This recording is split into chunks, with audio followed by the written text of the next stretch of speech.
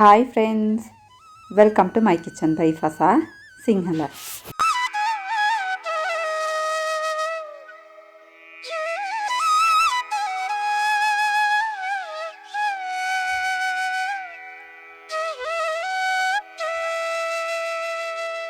ගෙදරට ඕනි වෙන කුළුබඩු ඔක්කොම පියෝ හෝම්මේඩ් විදිහට ගෙදරටම අරගන්න පුළුවන් මේ නම්බර එකට WhatsApp කරන්න. කොළඹ කුරුණෑගල ඉන්න අයට මේ shops වලින් available. අපෙන් කුළුබඩු විතරක් නෙමෙයි hair oil ඊට පස්සේ පියෝ මංජිස්තා herbal soap එකක් launch කරලා තියෙනවා. ඒත් එක බිරියානි මසාලා සත්තු මාවු කියන health mix ඔක්කොම ගන්න පුළුවන්. No preservatives, no chemicals.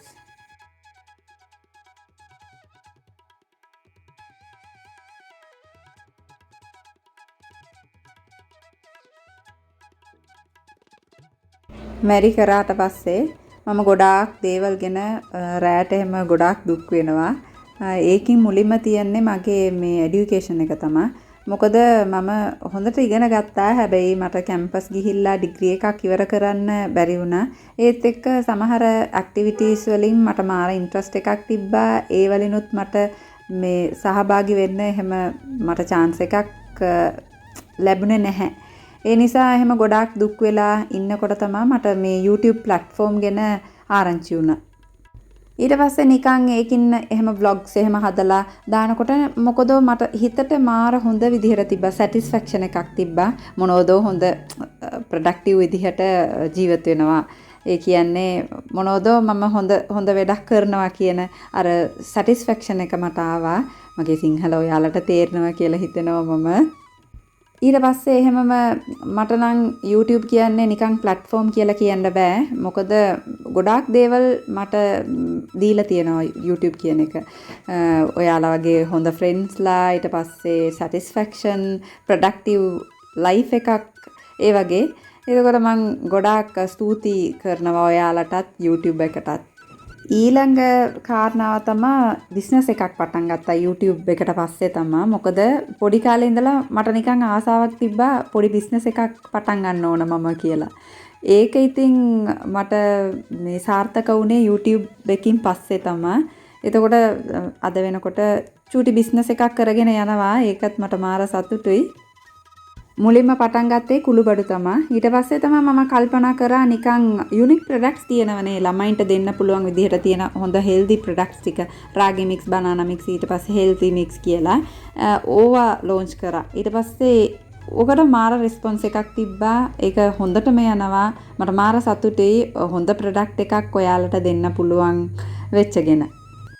ඒ වගේ දැන් වෙනකොට herbs 14ක් එකතු කරලා මම හදන hair oil එකක් මාෂාල්ලා කියලා මාර high demanded product විදිහට යනවා. මාර සතුටුයි. ඒක තමයි මොනවද දාලා හදන්නේ කියලා මේ clips ටික ගත්තා මම. මේ herbs තමයි මම දානවා. ඊට අමතරව තව secret ingredients ටිකකුත් දානවා. හැබැයි විශ්වාස කරන්න chemicals නැහැ, preservatives නැහැ. මට ගොඩාක් ෆීඩ්බැක්ස් තියෙනවා. හැබැයි ඒක තියෙන්නේ දෙමළින්. පුළුවන් නම් සිංහලට සබ්ටයිටල්ස් එහෙම හරි දාලා මම අප්ලෝඩ් කරන්න බලන්නම්. ඔයාලට ඕනි නම් මේ WhatsApp නම්බර එකට මැසේජ් එකක් දාන්න පුළුවන්. එහෙමම කතා කර මම ගොඩාක් වැඩ කරානේ. ෆිසිකල් ඇක්ටිවිටි එකක් කරා. ඒ කියන්නේ යෝගා වගේ පොඩි ෆිසිකල් ඇක්ටිවිටි එකක් කරනවා මම උදෙන්ම. මට මාර සනීපයි. ඒක හිතටත් සනීපයි, ඇඟටත් සනීපයි. ඔයාලට ඕනි නම් කරලා බලන්න. මෑඩ් ෆිට් කියලා එයාගේ යෝගා ඒවා තමයි මම කරන්නේ. මාර හොඳයි. යහනු අපි ගොඩාක් වැඩ කරනවා තමයි. හැබැයි ඔක්කොම ඒ වැඩ ටික ඔක්කොම එක්සර්සයිස් වෙන්න බෑනේ. ඒ නිසා අපිටම කියලා ෆිසිකල් ඇක්ටිවිටි එකක් අනිවාර්යයෙන්ම දවසකට පේ එකක් හරි නැත්තම් මිනිත්තු 30ක් ඉඳලා ඒ වගේ පටන් ගන්න ඕන. අනිවාර්යයෙන්ම try කරලා බලන්න. එඟට ඔයාට මාර effective විදිහට තියෙයි. දැන් මේ කරන්නේ තෝස ටිකක් හදාගන්න තමයි. බෑටර් එක දැන් ෆර්මන්ට් වෙන්න තියෙන්න ඕනනේ. ඒකට තමයි දැන් වැඩ ටික කරනවා. මේකට මොනවද ඉන්ග්‍රීඩියන්ට්ස් ඇඩ් කරේ කියලා ඔක්කොම ස්ක්‍රීන් වලින් දාලා තියෙනවා. ඉඩ්ලි වලට තනි රෙසිපි එකක් දාලා තියෙනවනේ. ඒ ඉන්ග්‍රීඩියන්ට්ස් ටික තමයි චුට්ටක් මෙෂර්මන්ට් වෙනස් වෙනවා. අනික මේ කන්සිස්ටන්සි එක චුට්ටක් වෙනස් වෙනවා. එච්චරයි. අද උදේ කෑමට මුං ඇට තමා තම්බලා තිබ්බා. ඒකට පොල් කුඩුයි ඊට පස්සේ සීනි චුට්ටක් දාලා කලවම් කරලා බබාලට දෙනකොට එයාලා ආසාවෙන් කනවා. අනේ මට කියන්න අමතක වුණානේ. දැන් දෝස බෑටර් හදනකොට අනිවාර්යයෙන්ම පාන් පිටි හරි ආටා පිටි හරි චුට්ටක් එකතු කරන්න. මේ මෙෂර්මන්ට්ස් ටික නම් දාලා තියෙනවා ස්ක්‍රීන් වලින්. මොකද එතකොට තමයි අර දෝස වලින් තියෙන ටෙක්ස්චර් එක හොඳට එනවා. ඊට පස්සේ ඉඩ්ලි වගේ තමයි 8 hours විතර ෆර්මන්ට් වෙන්න තියෙන්න ඕන. දැන් මගේ vlogs බලනකොට ඒ රුටීන්ම යන්නේනේ. දැන් උදේට නැගිටිනවා, කෑම හදනවා, වත්තට යනවා, ඒ වැඩ ටික කරනවා, ඒ වගේනේ.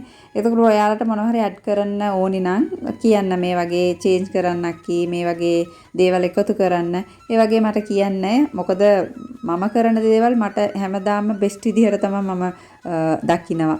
ඔයාලටනේ ඒකින් තියෙන අඩුපාඩු දන්නේ. ඒ නිසා ඔයාලා කියන්න. එතකොට මම කරෙක්ට් කරලා ඉන්ෂාල්ලා චේන්ජ් කරලා දානවා. ඔයාලා ගොඩාක් රෙසිපීස් මගෙන් අහලා තියෙනවා. ඉන්ෂාල්ලා අනිවාර්යයෙන්ම හොඳ යූස්ෆුල් රෙසිපීස් අනිවාර්යයෙන්ම මම ෂෙයා කරනවා ලේසි විදිහට. මොකද මගේ දෙමළ සබ්ස්ක්‍රයිබර්ස් වුණත් කියනවා ගෙදර තියෙන දේවල් වලින් තමයි ඔයාගේ රෙසිපීස් තියෙන නිසා අපිට ලේසි කියලා. ඒ වගේ රෙසිපීස් අනිවාර්යයෙන්ම ඔයාලටත් මම කියලා දෙනවා ඉන්ෂාල්ලා. මේක නම් මාර කතාවක් තමයි. දැන් නිල් කටරළු තියෙනවනේ. මට මාර ආසයි ඒ මල ෆස්ට් ටයිම් දකින්නකොට. ඊට පස්සේ මගේ වත්තේ නැහැ, තිබ්බ නැහැ ඒක. ඊට පස්සේ පෙළ තවාන ඒ වගේ බැලුවා, ඒකිනුත් පෙළ තිබ්බ නැහැ. දවසක් මම නිකන් වත්තේ ඇවිදිනකොට වාසෙකින් මේ නිල් කටරළු පැලයක් ඇවිල්ලා. මට මාර සතුටු වුණා. දෙයියෝ ඇවිල්ලා මට දුන්නා වගේ. පස්සේ ඒක තිබ්බට පස්සේ තමයි දැන් නිල් කටරළු ඕන තරම් තියෙනවා. ඒ වගේමයි නිකන් අදත් එවිදිනකොට මේ වගේ පැලයක් ආවා. ඒකින් ආවා කටරළු, නිල් කටරළු වගේ සුදු පාට මල්. ඊට කලින් මම දන්නේ නැහැ නිල් කටරළු වලින් මේ සුදු පාට මල්ලුත් තියෙනවා කියලා. පස්සේ මාර සතුටුයි මට. ඒක තමයි දැන් හොඳ තැනකින් ඒ පැලයක් තියන්න ඕන කියලා තමයි ඒ වැඩ ටික කරගෙන යනවා මම. දැන් කියනවනේ මොනවා හරි ඔයාලට ඕනි නම් නැත්තම් ඔයාලා මොනවා හරි කරන්න ඕනි නම් මුලින්ම ඔයාලගේ හිත ඒක විශ්වාස කරන්න ඕන. මේක මට කරන්න පුළුවන්, මේක කොහොම හරි මට ලැබෙනවා කියලා. එතකොට තමයි ඒක අපිට සක්සස් වෙනවා කියලා මම ආරංචි වෙලා තියෙනවා. ඒක මේ වගේ පොඩි ඉන්සිඩන්ට්ස් වලින් මම පිළිගන්නවා ඔව් ඒක ඇත්ත කියලා. ඒ ස්ටේට්මන්ට්ස් ටික ඇත්ත කියලා මම පිළිගන්නවා. එහෙම තමයි ඉතින් නේද අපේ හිත මුලින්ම හිතට කියන්න ඕන අපි මේක කරන්න පුළුවන් අපිට.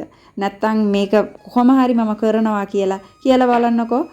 ඒ වැඩ ටික ලේසියෙන් අපිට කරගන්න කොහේ ඉඳලා හරි ශක්තිය දෙනවා. ඒකට තමයි අපි කියනවා දෙයියෝ කියලානේ. මම නම් ගොඩාක් එහෙම වචන සිංහලින් දන්නේ නැහැ. හැබැයි දෙමළෙන් කියනවා නම් ඊට වැඩිය කියනවා මම. සිංහලින් ගොඩාක් වචන දන්නේ නැති නිසා පුළුවන් විදිහට කියනවා. මේ ක්ලිප්ස් නම් පොඩි බෙහෙත්තක් කරනවා මම. මොකද ඉඟුරු තියෙනවනේ. ඒක පොඩි කෑලි වලට කපලා ඊට පස්සේ මී පැණිත් එක්ක සෝක් කරලා ෆ්‍රිජ් ඩෝර් එකකින් තිබ්බහම මේක මොකටද හොඳයි කියනවා නම් ඩයිජෙෂන් වලට හොඳයි. දැන් ඔයාලට දැන් මොනවා හරි කාලා ඩයිජෙස්ට් වෙන්නේ නැතුව තියනවා වගේ ඒ වගේ ෆීල් වෙනවා. එතකොට මේකින් පොඩි කෑල්ලක් ඔයාලට කන්න පුළුවන්. හපලා කන්න ඕනේ. එතකොට මාර විදියට එෆෙක්ටිව් තිබ්බා. ඊට පස්සේ තමයි ඒක ෂෙයා කරමු කියලා මේ ක්ලිප්ස් උත් ඇඩ් කරා. හැබැයි මෙහෙමයි ગેස්ට්‍රයිටිස් ගොඩාක් තියෙන අය මේක මේ ඩිරෙක්ට්ලි ඉඟුරු කන්න හොඳ නැහැ. එතකොට චුට්ටක් වැඩි වෙනවා වගේනේ ગેස්ට්‍රයිටිස්. ඒත් එක්ක මගේ කුළුබඩු බොටල්ස් තියෙනවනේ. ඒක කොහොම හරි මම චුට්ටක් අර කුණු වගේ තියෙනකොට මම සෝදනවා. ඒ වැඩ ටික තමයි කරගෙන යනවා.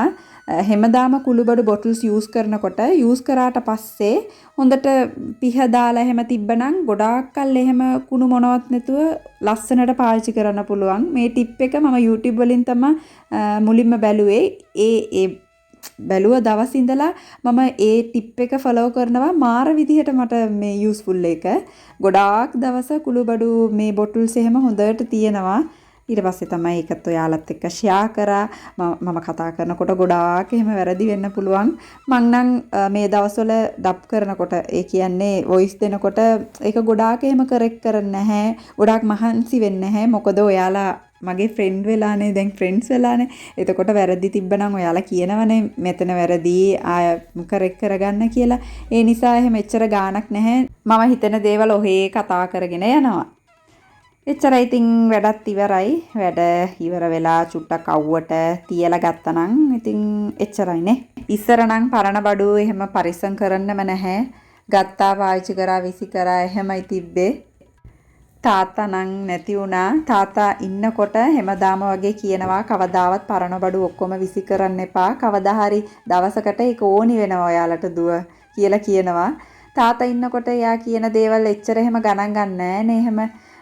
පස්සේ දැන් අද වෙනකොට නැත්තම් එයා කියන දේවල් මතක් වෙනකොට මාර දුක හිතෙනවා. ඔව් ඇත්තටම මම එක්ස්පීරියන්ස් කරලා තියෙනවා පරණ බඩු ටික. දැන් අපිට මාර යූස්ෆුල් විදිහට යූස් කරපු දවසක් මම එක්ස්පීරියන්ස් වෙලා තියෙනවා. ඒ නිසා තාත්තව මතක් වෙනකොට මාර දුකත් හිතෙනවා. එහෙම තමයි නේද?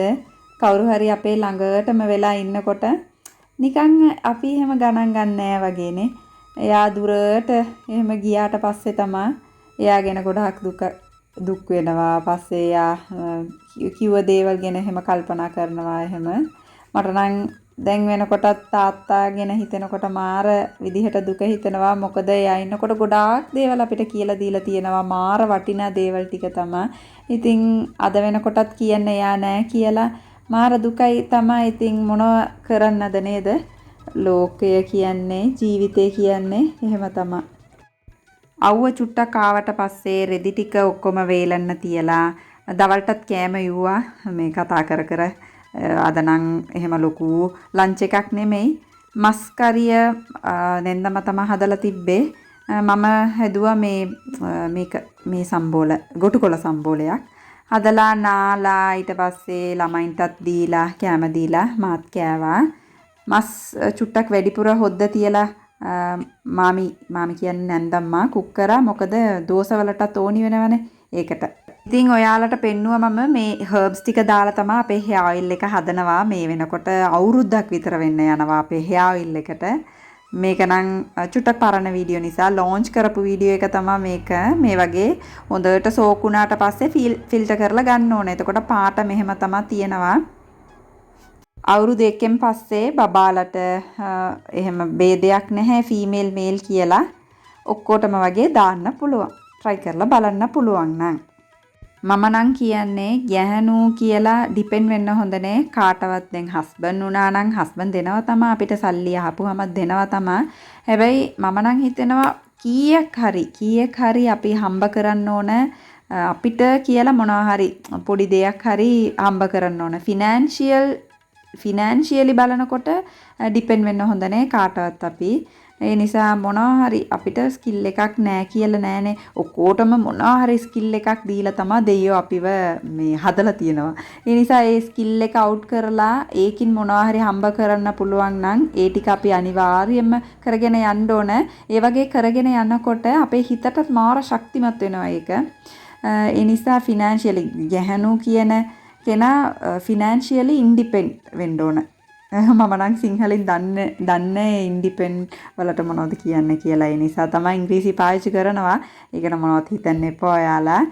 ඊට පස්සේ මම මේ රොටි ගලක් ගත්තා ඩරාස් වලින්. මේක හදලා තියන්නේ යකඩ වලින්. එතකොට තමයි දෝසේම හදනකොට මාර ක්‍රිස්පි විදිහට එනවා. මේක සීසන් කරන්න ඔයාලා හොඳට හොදලා හොඳට සෝදන්න ඕනේ. ඊට පස්සේ ලුණු ටිකක් මම පෙන්නුවා වගේ චූටි කෑලි වලට කපලා කළු වෙනකන් ඒ වගේ බෙදලා ගන්න ඕන. තෙල් මොනවත් දාන්න එපා. ඊට පස්සේ අනිවාර්යයෙන්ම ඔයාලා දාන්න ඕන මේ ගී එකතු කරන. ගී තෙල් හරි පොල් තෙල් එකතු කරන්න එපා. මොකද පොල් තෙල් එකතු කරා නම් දෝසේම හදනකොට හොඳට එහෙම ගැලවිලා එන්නේ නැහැ. ඒ නිසා ගී තෙල් හරි නැත්නම් තල තෙල් ඒ වගේ එකතු කරන්න ඕන. ඊට පස්සේ එකතු කරලා මේ වගේ දෝස හදලා බලන්න. රහට ක්‍රිස්පි විදිහට මාර විදිහට එයි. යකඩ ගල පාවිච්චි කරොත් තමයි අර ඉන්දියානු දෝසයක් වගේ අර හොඳට ක්‍රිස්පි විදිහට එනවනේ. වටේට මේ වගේ ගී තෙල් ටිකකුත් එකතු කරා නම් මරු. එතකොට අද රෑ කෑමට තමයි දෝස හදනවා. ළමයින්ටත් මාර කැමති දෝස කන්න. මේ වගේම මැෂර්මන්ට්ස් දාලා දෝස හදලා බලන්න මාර විදිහට තියෙයි. සමහර මට මතකයි කවුදෝ මගෙන් අහලා තිබ්බා මේ දෝස රෙසිපි. ඒ නිසා හිතුවා මේක ෂෙයා කරන්න ඕනි කියලා. මස් හොදි ඊට පස්සේ චට්නි වගේ තියලා කන්න පුළුවන් මාර රහයි. නිකන් කෑවොත් එහෙමත් මාර රහයි. එග් දෝස කියලා මේ බිත්තරයක් එහෙම දාලා එහෙමත් කන්න පුළුවන් ඉතින්. try කරලා බලන්න. එහෙමම කතා කර කර වීඩියෝ එකකින් එන්ඩ් එකටම ආවා. මේ වීඩියෝ නම් ඔයාලට මේ බෝරින් නැතුව ඇති කියලා හිතනවා. Thanks for watching.